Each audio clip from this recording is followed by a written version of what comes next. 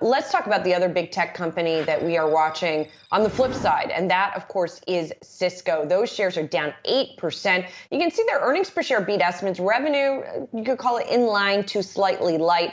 It really does seem to be also the guidance that is putting pressure on the company. For the full year, it's looking at 5 to 7% revenue growth.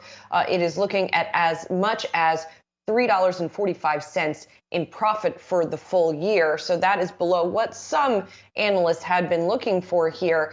And, it's just, I guess here there is a supply issue, Saz, and there's also sort of where we are in this economy, in this technological cycle versus what Cisco is doing. Yeah, and when I talked to Cisco's chairman and CEO, Chuck Robbins, a couple months ago, they held a big investor day here. There was some disappointment coming off that investor day. The stock came under pressure.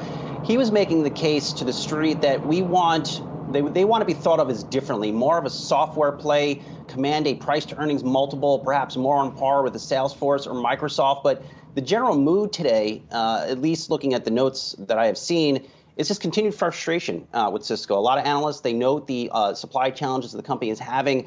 They just would have liked to seen better guidance. That guidance is a big disappointment here.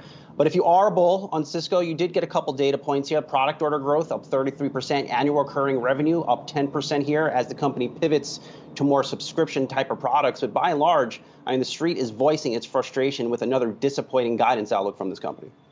Yeah, voicing and showing in terms of selling the shares. And one more thing I wanted to mention is price increases, because that's something that Chuck Robbins talked about on the call, that they have been, what he said, quote unquote, thoughtfully raising prices in order to address their input costs going up. But he said the effect of that, the benefit from that, is a little bit delayed. So that might be something that potentially helps the company down the line as well. We shall see.